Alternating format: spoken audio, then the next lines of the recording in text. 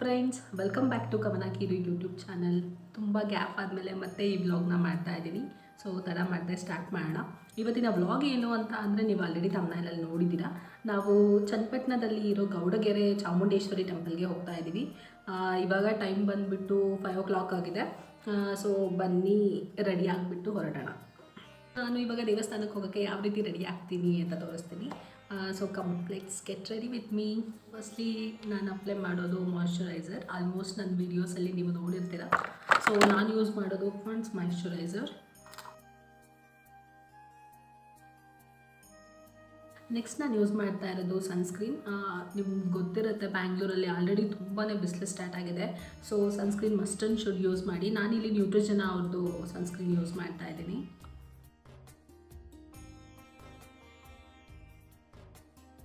ನಾನು next use ಮಾಡ್ತಾ ಇರೋದು ಪನ್ಸ್ BB ಕ್ರೀಮ್.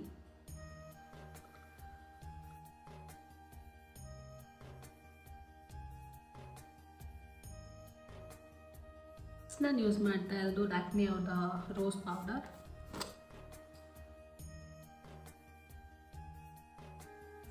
ಲಿಪ್ಸ್ಟಿಕ್ ಅಪ್ಲೈ ಮಾಡೋಣ. ಮೈಗ್ಲಾಮ್ ಅವ್ರದ್ದು ನನ್ನ ಫೇವ್ರೆಟ್ ಶೇಡ್ ಇದು. ಮೇಕಪ್ ಕಂಪ್ಲೀಟ್ ಆಯಿತು. ಇವಾಗ ಹೋಗಿ ಡ್ರೆಸ್ ಎಕ್ಸ್ಚೇಂಜ್ ಮಾಡ್ಕೊಂಡು ಹೇರ್ ಸ್ಟೈಲ್ ಮಾಡ್ಕೊಂಬರ್ತೀನಿ. ಇದು ನನ್ನ ಫೈನಲ್ ಲುಕ್. ಇವಾಗ ಆಲ್ರೆಡಿ ಟೈಮ್ 6 o'clock ಆಗಿದೆ. ಟೈಮ್ ಆಗ್ತಾಯಿದೆ. ತಡ ಮಾಡಿದೆ, ಬನ್ನಿ ಹೊರಡೋಣ. ಟೈಮ್ 6 o'clock ಆದರೂ ಇನ್ನೂ ಬೆಳಕೆ ಆಗಿಲ್ಲ. ಇನ್ನೂ ಕತ್ಲು ಹಾಗೇ ಇದೆ. ರೆಡಿ ಆಗಿಬಿಟ್ಟು ನಾನು, ಅಕ್ಕ, ತಮ್ಮ 3 ಜನನೂ ಬಸ್ ಸ್ಟಾಪ್ಗೆ ಹೋಗ್ತಾ ಇದ್ದೀವಿ. ನಮ್ಮ ಮನೆಯಿಂದ ಬಸ್ ಸ್ಟಾಪ್ಗೆ ಹೋಗೋ ರೂಟಲ್ಲಿ ಪುಟ್ಟ ನಾಯಿ ಮರಿಗಳು ತುಂಬ ಕ್ಯೂಟಾಗಿ ಕಾಣ್ತಾ ಇದ್ವು. ಬಸ್ ಸ್ಟಾಪ್ಗೆ ಹೋಗಿ 1/4 ಗಂಟೆ ಆದರೂ ಒಂದು ಬಸ್ಸಸ್ ಬರ್ತಾ ಇರಲಿಲ್ಲ. ಅದಕ್ಕೋಸ್ಕರ ಸುಮ್ಮನೆ ಟೈಮ್ ವೇಸ್ಟ್ ಮಾಡೋದು ಬೇಡ, ಬ್ರೇಕ್ಫಾಸ್ಟ್ ಮಾಡ್ಕೊಳ್ಳೋಣ ಅಂತ ಅಲ್ಲೇ ನಿಯರ್ ಇರುವಂಥ ಹೋಟೆಲ್ಗೆ ಹೋಗ್ಬಿಟ್ಟು ಬ್ರೇಕ್ಫಾಸ್ಟ್ ಮಾಡಿದ್ವಿ. ಬ್ರೇಕ್ಫಾಸ್ಟ್ ಮುಗಿಸ್ಕೊಂಡು ಬರ್ತಿದ್ದಂಗೆ ನಮಗೆ ಬಸ್ ಕೂಡ ಸಿಕ್ತು.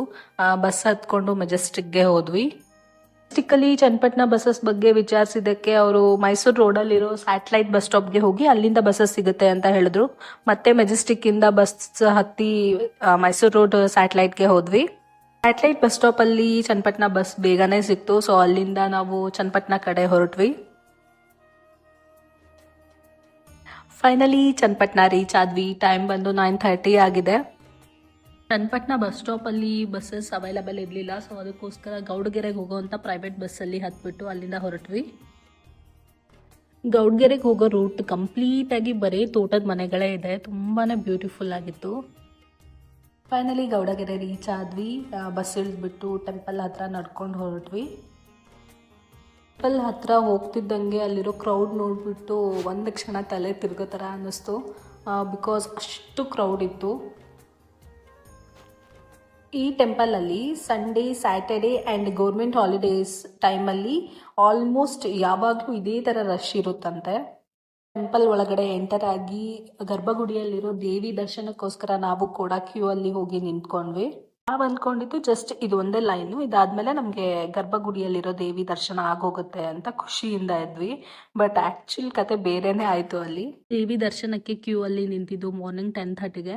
ಬಟ್ ನಮಗೆ ದರ್ಶನ ಸಿಕ್ಕಿದ್ದು ಆಫ್ಟರ್ನೂನ್ 2:30 ಆಗಿತ್ತು. ಸುಮಾರು 4 ಗಂಟೆ ಕಾಲ ನಾವು ಕ್ಯೂ ಅಲ್ಲೇ ನಿಂತಿದ್ವಿ. ಗುಡಿ ಒಳಗಡೆ ಇರೋ ದೇವಿ ದರ್ಶನಕ್ಕೆ ಹೋಗೋ ದಾರಿಲಿ ನಮಗೆ ನವಗ್ರಹ, ವಿನಾಯಕ, ಶಿವ ಹಾಗೂ ತ್ರಿಪುರ ಸುಂದರಿ ಇಷ್ಟು ದೇವರುಗಳ ದರ್ಶನ ಕೂಡ ಆಗುತ್ತೆ. ಈ ದೇವಸ್ಥಾನದಲ್ಲಿ ಗರ್ಭಗುಡಿ ಒಳಗಿರೋ ದೇವಿ ಫೋಟೋ ಅಥವಾ ವಿಡಿಯೋ ಏನು ಮಾಡುವಂತಿಲ್ಲ, ಬಿಕಾಸ್ ಮೊಬೈಲೇ ಅಲೋ ಇರಲ್ಲ. ಸೊ ಫೈನಲಿ ದರ್ಶನ ಮುಗಿಸ್ಕೊಂಡು ಬಂದು ಹಾಗೆ ಸ್ವಲ್ಪ ಹೊತ್ತು ಕೂತ್ಕೊಂಡ್ವಿ. ಈ ದೇವಸ್ಥಾನ ತುಂಬಾ ಪ್ರಸಿದ್ಧ. ಏನಕ್ಕೆ ಅಂತ ಅಂದರೆ, ಇಡೀ ವಿಶ್ವದಲ್ಲೇ ಅತಿ ಎತ್ತರವಾದ ದೇವರ ವಿಗ್ರಹ ಪ್ರತಿಷ್ಠಾಪನೆ ಆಗಿರುವಂಥ ಸ್ಥಳ ಇದು. ಇಲ್ಲಿರುವಂಥ ದೇವಿ ವಿಗ್ರಹ ಏನಿದೆ, ಇದನ್ನು ಪಂಚಲೋಹಗಳಿಂದ ತಯಾರಿಸಲಾಗಿದೆ. ಈ ದೇವಸ್ಥಾನದಲ್ಲಿ ಇನ್ನೊಂದು ವಿಶೇಷ ಏನಪ್ಪಾ ಅಂತ ಅಂದ್ರೆ ಎಲ್ಲಿ ನೋಡಿದ್ರು ನಿಮ್ಗೆ ತೆಂಗಿನಕಾಯಿಗಳನ್ನ ಕಟ್ಟಿರೋದೇ ಕಾಣುತ್ತೆ. ಏನಕ್ಕೆ ಅಂತ ಅಂದ್ರೆ ಈ ದೇವಿಯ ಹತ್ರ ನಿಮ್ಮ ಕಷ್ಟಗಳು ಏನೇ ಇರಲಿ 7 ವಾರ ಕಂಟಿನ್ಯೂ ಆಗಿ ಬಂದ್ಬಿಟ್ಟು ಇಲ್ಲಿ ಹರಕೆ ತೆಂಗಿನಕಾಯಿ ಅಂತ ಪ್ರೊವೈಡ್ ಮಾಡ್ತಾರೆ. ಅದನ್ನ ತಗೊಂಡು ನಿಮ್ಮ ಮನಸ್ಸಲ್ಲಿರೋ ಏನೇ ಕಷ್ಟಗಳು ಇದ್ರೂ ಅದನ್ನ ಬೇಡ್ಕೊಂಡು 7 ವಾರ ಕಂಟಿನ್ಯೂ ಆಗಿ 7 ತೆಂಗಿನಕಾಯಿನ ಕಟ್ಟಿದ್ರೆ ನಿಮ್ಮ ಕಷ್ಟಗಳು ಪರಿಹಾರ ಆಗುತ್ತೆ ಅನ್ನೋ ಒಂದು ನಂಬಿಕೆ ಕೂಡ ಇದೆ ಇಲ್ಲಿ. ದರ್ಶನ ಕಂಪ್ಲೀಟ್ ಮಾಡ್ಕೊಂಡು ನಾವು ಕೂಡ ಪ್ರಸಾದ ತಿನ್ನೋಕೆ ಅಂತ ಹೋದ್ವಿ. ಇಲ್ಲಿ ವರ್ಷದ 365 ದಿನಾನು ಪ್ರಸಾದ ಇರುತ್ತೆ ನಮ್ಗೆ. ಈ ದೇವಸ್ಥಾನದ ಸುತ್ತಮುತ್ತ ವೈಬ್ ಯಾವ ರೀತಿ ಇದೆ ಅಂದ್ರೆ ಕಂಪ್ಲೀಟ್ ಆಗಿ ನಮ್ಗೆ ಯಾವುದೋ ಒಂದು ಜಾತ್ರೆಗೆ ಹೋಗಿದ್ದೀವಿ ಅನ್ನೋ ತರ ಫೀಲ್ ಇತ್ತು. ಬಿಕಾಸ್ ಅಲ್ಲಿ ಸ್ವೀಟ್ಸು, ಖಾರ, ಮಂಡಕ್ಕಿ ಅಂಡ್ ದೆನ್ ಶಾಪಿಂಗ್ ಮಾಡೋಕೆ ಪ್ಲೇಸಸ್ಸು ಇದೆಲ್ಲ ನೋಡಿ ಕಂಪ್ಲೀಟ್ ಆಗಿ ನನ್ಗಂತೂ ಯಾವುದೋ ಒಂದು ಜಾತ್ರೆಗೆ ಬಂದಿದ್ದೀವಿ ಅನ್ನೋ ತರನೇ ಫೀಲ್ ಆಯ್ತು. ಸೊ ಅಲ್ಲಿ ಸಣ್ಣ ಪುಟ್ಟ ಶಾಪಿಂಗ್ ಮಾಡಿಬಿಟ್ಟು ಬಸ್ ಬಂತು. ಸೊ ನಾವು ಕೂಡ ಮನೆ ಕಡೆ ಹೊರಟ್ವಿ. ಗೌಡ್ಗೆರೆಯಿಂದ ಚನ್ನಪಟ್ಟಣಕ್ಕೆ ಬಸ್ಸಲ್ಲಿ ಬಂದ್ಬಿಟ್ವಿ. ಬಟ್ ಚನ್ನಪಟ್ಟಣದಿಂದ ಬ್ಯಾಂಗ್ಳೂರ್ಗೆ ಬಸ್ಸಸ್ ಬರ್ತಾ ಇದೆ, ಬಟ್ ಕಾಲಿಡಕ್ಕೆ ಜಾಗ ಇಲ್ಲ, ಅಷ್ಟು ರಶ್ ಆಗಿದೆ. ಈವ್ನಿಂಗ್ 6 o'clock ಆದ್ರೂ ನಾವಿನ್ನು ಬಸ್ ಸ್ಟಾಪಲ್ಲೇ ಇದ್ವಿ. ಒಂದು ಬಸ್ಸಸ್ ಕೂಡ ನಮಗೆ ಸಿಗ್ಲಿಲ್ಲ. ಫೈನಲಿ ಯಾವುದೋ ಒಂದು ಪ್ರೈವೇಟ್ ಬಸ್ ಬಂತು. ಸೊ ಅದರಲ್ಲಿ ಹತ್ಕೊಂಡು ಹೊರಟ್ವಿ. ಜಸ್ಟ್ ಮನೆ ರೀಚ್ ಆದ್ವಿ. ಟೈಮ್ 8 o'clock ಆಗಿದೆ. ತುಂಬ ಟೈರ್ಡ್ ಆಗಿದೆ. ಸೊ ಈ ವಿಡಿಯೋನ ಇಲ್ಲಿಗೆ ಎಂಡ್ ಮಾಡ್ತಾ ಇದ್ದೀನಿ. ಹೋಪ್ ನಿಮಗೆ ಈ ವಿಡಿಯೋ ಇಷ್ಟ ಆಗಿದೆ ಅಂತ ನಾನು ಭಾವಿಸ್ತೀನಿ. ಇದೇ ಥರ ವಿಡಿಯೋಸ್ ಮಾಡಬೇಕಂದ್ರೆ ನನಗೆ ನಿಮ್ಮ ಸಪೋರ್ಟ್ ತುಂಬಾ ಮುಖ್ಯ. So please please please subscribe to Kavana hero YouTube channel and follow my Instagram account Kavana Kalyan 5 for more updates. ನಾನು ನಿಮ್ಮನ್ನ ನೆಕ್ಸ್ಟ್ ವಿಡಿಯೋದಲ್ಲಿ ಮೀಟ್ ಮಾಡ್ತೀನಿ. ಅಲ್ಲಿವರೆಗೂ ಟೇಕ್ ಕೇರ್ ಆ್ಯಂಡ್ ಬಾಯ್.